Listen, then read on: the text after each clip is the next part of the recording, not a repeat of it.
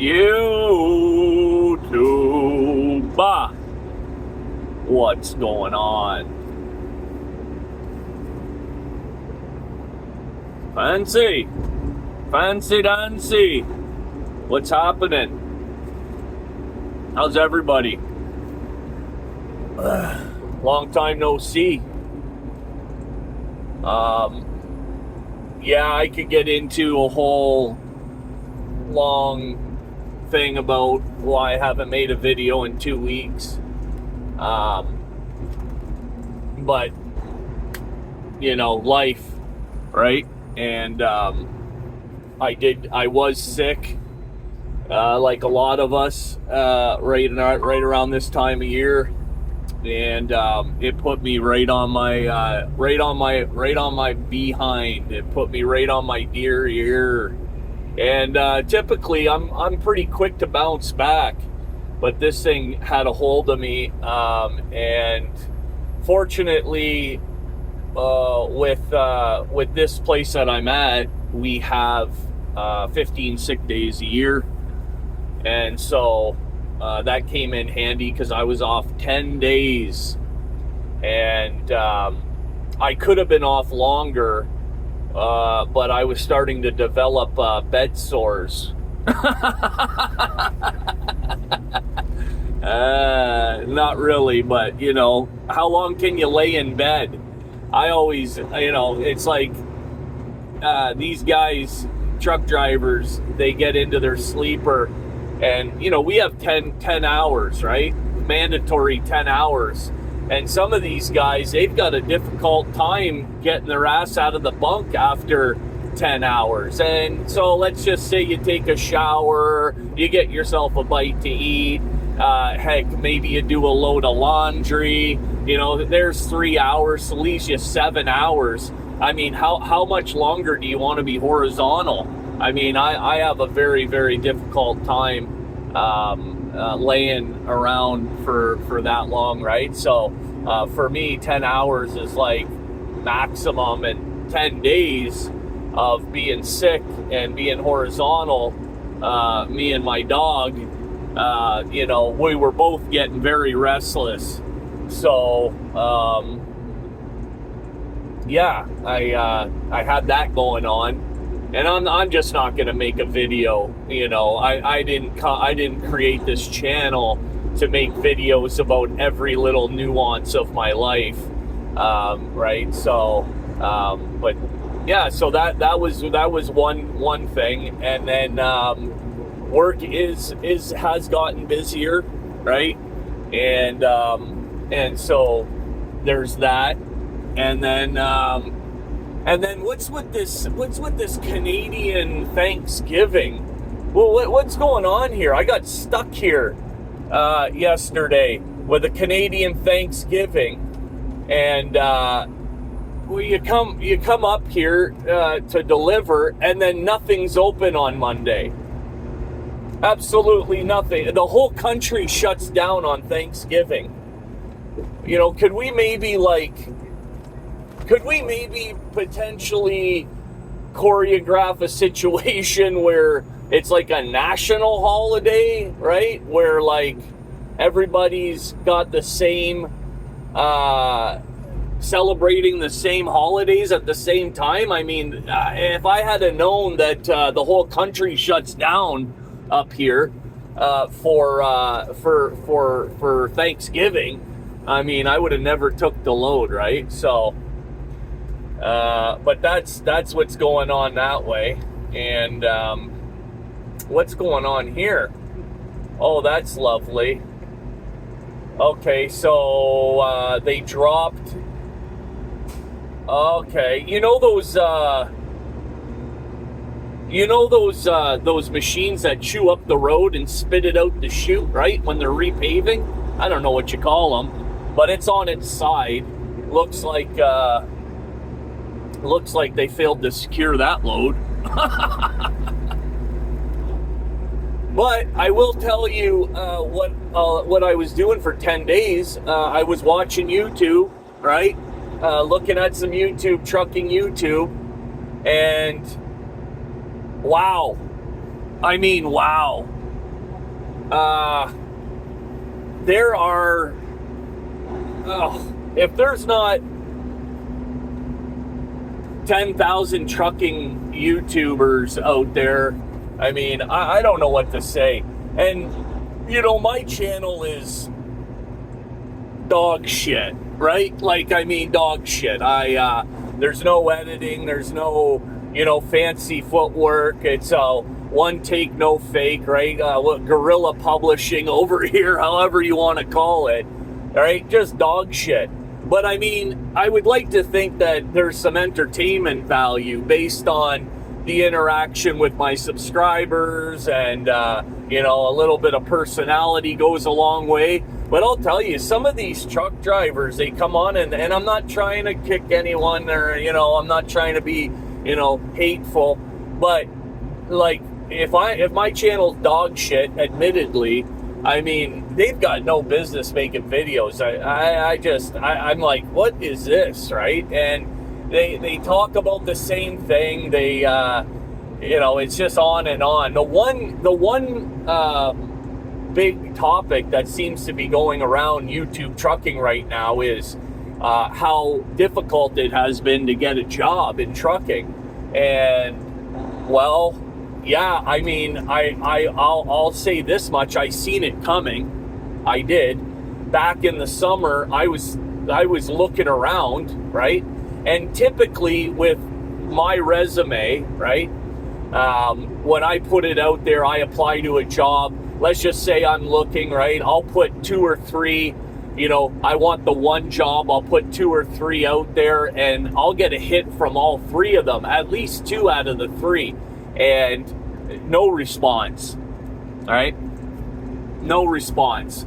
And right there, I said to myself, wow, we are flooded with people not working right now. And, you know, mind you, you know, the jobs that I was going after were, you know, we're not, you know, they were higher, I guess, paying jobs, and very competitive, right? I will say very competitive jobs. So, but yeah, there's truck drivers that have been going to orientation, and they are being, like, you know, staying a couple days and then being told, like, yeah, we're not hiring. And they're being very particular. You know, it's not that they're not hiring you, right? They're not hiring you. You're going to be a pain in our ass, right? Based on your attitude, based on the way you've been conducting yourself here throughout orientation the last few days. You did not pass the sniff test, sir. You smell like shit. We would like to not have you part of our team, right? Essentially. And they just, you know, these trucking companies, right? I mean, especially, like I said, these sought after, very competitive jobs. Excuse me for a second.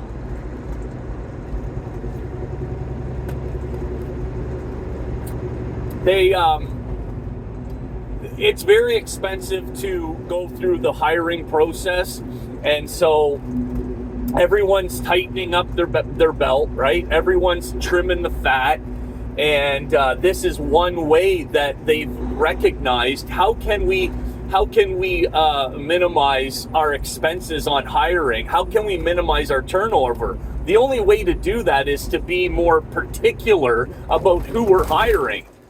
We've got to be very, very particular, to the extent that if we get any type of whiff that this person's going to be a pain in our ass, then thank you, but no thank you. We will pay for you to get back home, because that's cheaper than us putting you up in a truck, you know, going through all of the rigmarole of getting you up to speed with how we do things. And then ultimately 90 days later, you're, you know, 6 months later, you're telling us, hey, thanks for the opportunity, I'm out of here. These job hoppers, right? It becomes very, very expensive for these companies to deal with that. And at the end of the year, I couldn't tell you exactly, or even maybe but I could guess that figure is probably right up around $250,000 a year for a medium-sized company that's doing orientation for 3 or 4 drivers every week, right?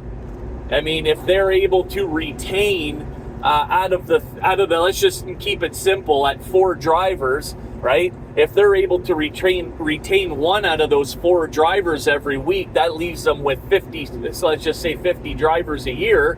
And if you can get those 50 drivers to stay up to 3 years, how many of them are going to stay 3 years? Probably cut that down by 2/3 as well. So now you're down to, whatever the math is on that. Let's just say 20 drivers, keep it simple for argument's sake.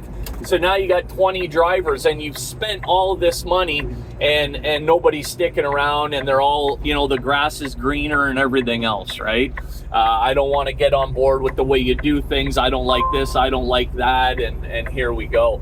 And I think a lot of it has to do with, looking at the resume. Well, what's the average length of time you've stayed at these jobs? Well, not very long. That's what this tells me.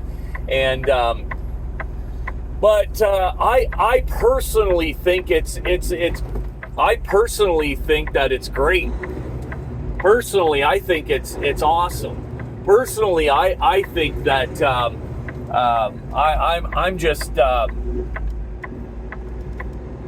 I think that the good trucking companies, and there are good trucking companies, there really are, these people that treat, hey, look, at 15 sick days a year, I'm up to 3 weeks vacation a year, hourly pay,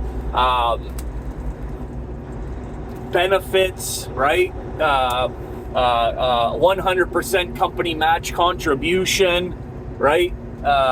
And yeah, I had this conversation with somebody. Nobody matches 100. Yeah, they match 100% up to whatever percentage is established, right? So right now, 3rd year with the company, they will 100% match up to 4% of my contribution of my annual salary. They will match up to 4%, and in year 5 it maxes out at 7%, okay, in perpetuity.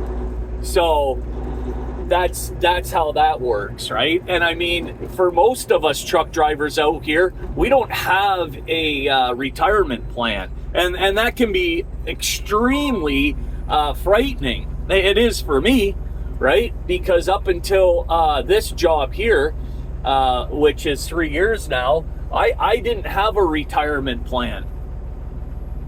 I just didn't, right? Yeah, I make a few investments here and there, RSPs, this and that, but nothing substantial. I certainly wasn't getting free money. All right? I certainly wasn't getting a 100% match from the companies that I've been with in the past, and so when you look at it from that perspective, there really are good jobs out there. And when things get difficult, the idea is to, for me anyways, is to get my head wrapped around the fact that, hey buddy, yeah, things might not be going exactly the way that you want them to right now, but take a look around, and you're still doing all right. And that just was the bottom line for me, why I didn't just decide to leave, even though I was making considerably less money than I was the last year at that time. And I myself can get caught up in that, right? You start the comparison. Oh, what is going on here? And then I start to get this whole thing in my head where I'm being picked on. I'm being targeted by my company. They don't like the look of the look on my face, right? Which you can understand that. I mean, we can understand that. They don't like the cut of my jib, and because at the end of the day, you can nail certain things down with companies, right? Why am I being treated differently than I was before? Why have things changed? Well, A, you got some sort of violation. B, when it comes to flatbed, you had a securement issue. C, you got into some sort of disagreement with a customer, like whatever. If you can nail it down to a specific factor, a time and a place, then yeah, you can say, well, it was probably that. But when you can't do that, all of a sudden it becomes personal, right? And you can't fix that, right? That's the one thing that you can't fix. And so for me, coming into this company and making all of those mistakes that I've made over the last 20 years in trucking, where it was going to be my way or no way, or I'm hitting the road and I'm on to the next better job. I had to really re-examine what my behavior was, right? And how I was contributing to my own demise, basically. And I think for me, that's what becomes a little bit frustrating when I see some of these YouTube truckers out here behaving like, prepubescent children, basically, right? Like, well, hey, you know what? I don't put up with nothing and da-da-da and rah-rah-rah. And, they're great at giving advice, but they can't follow their own advice, right? Do as I say, not as I do type of attitude. And, that shit just doesn't go over with me. And you can see you can see this. It's gone on. It's not something that it's not a one-off, right? It's a continuous, and they just come up with more ways to justify their poor behavior. And ultimately what that has done, right? These job hoppers, right? These people that are costing the company, these people that refuse to, roll with the punches and suck it up when things get difficult and have some loyalty, right? And I'm not saying that anyone should put up with not being paid. I'm not saying there are circumstances that happen in trucking where no way on God's green earth would I stick around for 1 second more if certain things happen, right? But like not getting home when you want to occasionally is not it would not be a determining factor for me to pick up and leave a job that otherwise has been treating me fairly. And I think that's a key word, is fairly, right? A lot of truck drivers, right? A lot of people in general, being treated fairly isn't enough for them. They want to be treated, they want to be given special attention. They feel as though they are deserved more than the driver that's parked next to them, right? They feel like they should be given special attention, special privilege, better runs, better lanes, more money, better equipment, right? And the fact of the matter is you're not anything. You're only more special in your brain, right? You're not any better than anyone else. And so that sense of entitlement, right? When that comes through with some people, that sense of entitlement, it's very unbecoming. It's not pretty. Not pretty at all. Don't you love when you got to cross 4 lanes of traffic getting off a ramp, and then you got to make a left-hand turn, and the left-hand lane is backed up for half a mile? Love that.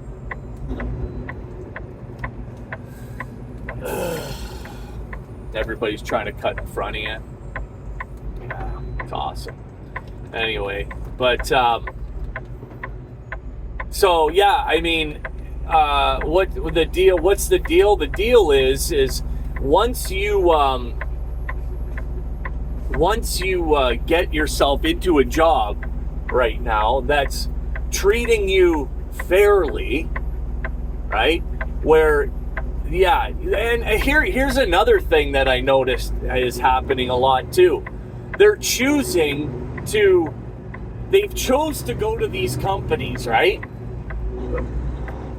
We all know what these companies are like. It's all over the internet. The companies haven't changed. They've been around forever. Let's just take, CR England, for example, Schneider, Swift, any of these big companies, right? They've been around forever. We all know their reputation. We all know how they treat their drivers. We know what they pay their drivers. We know what equipment is available. We know what lanes they run. We know all of this. We know where they fuel. I mean, there was one guy on here saying, "I'm out of here. I'm not fueling at. They only fuel at Pilot Flying J, and I'm not dealing with Pilot Flying J. I'm out of here." What? I mean, they told you where you can fuel prior to you going, prior to you putting your shit in the truck. You knew where they fueled. Now you get, a month or two into the job and you're out of here because you don't want to fuel at Pilot Flying J exclusively. You're a Loves person. I mean, grow up, man. Really. I mean, come on. There's that, right? But where I was going with all that is there's these seasoned veteran drivers. They know what these companies have to offer. They go there, and then all of a sudden in 6 months, 3 months, whatever the case may be, they're like, no, yeah, that, you know what, that's for sure. No, that everything that I knew and everything that everybody said is definitely true, and I'm out of here. I mean, what's that, man? What is that? Right? I mean, it reeks of desperation.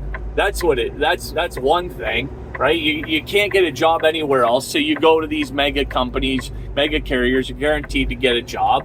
I mean, I don't know. I don't know what it is.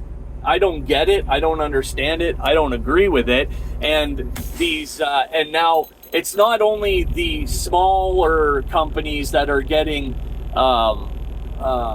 what's the word I'm looking for? The smaller companies that are getting more rigid with their hiring process, more particular with their hiring process. It's not only them now, but it's the mega carriers too. So yeah, I mean, do what you will, do what you want, do what you have to do.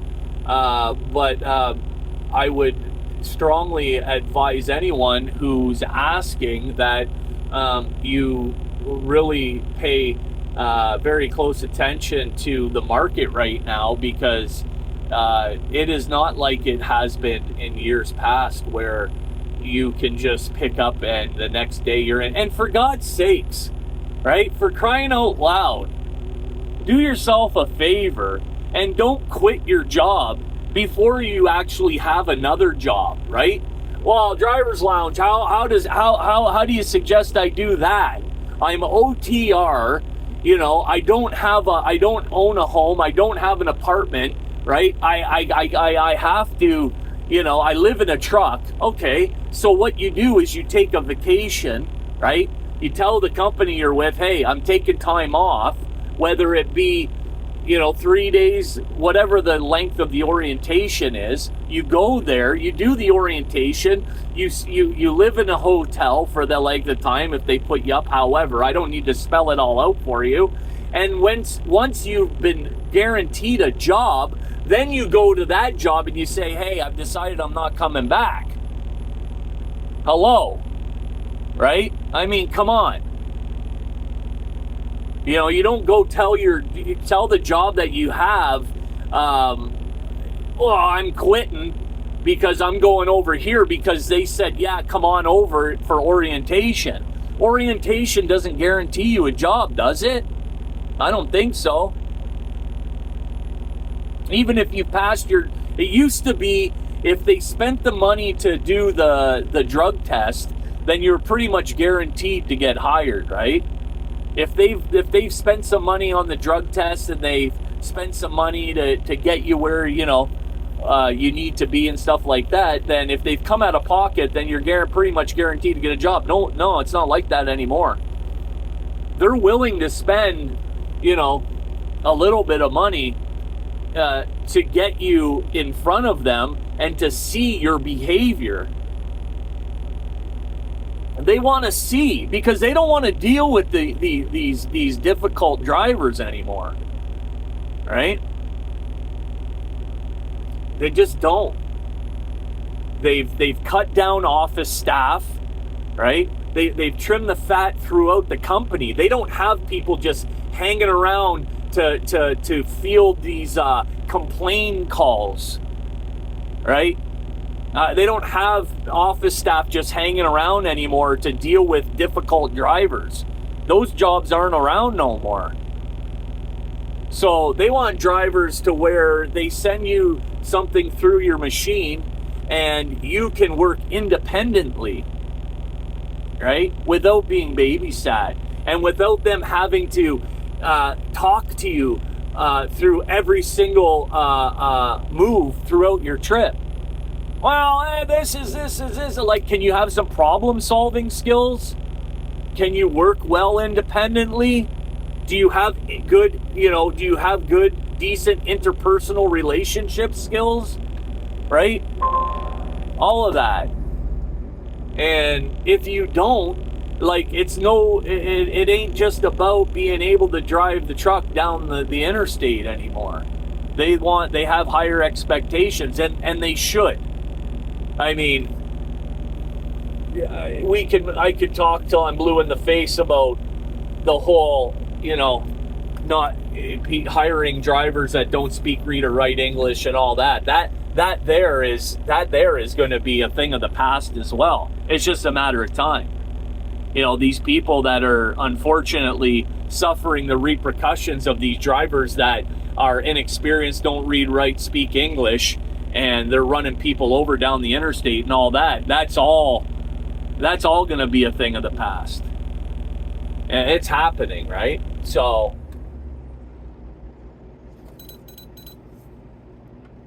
anyways, I just arrived to my pickup, and I'm going to get my get loaded up here and stuff like that. So you guys have a great day, and we'll make a couple videos this week, so look out for them. Anybody who's just tuning into the channel that's new, anyone who's watching the video that hasn't subscribed yet, do me a favor and subscribe, and we'll catch you on the next video. Driver's Lounge over and out.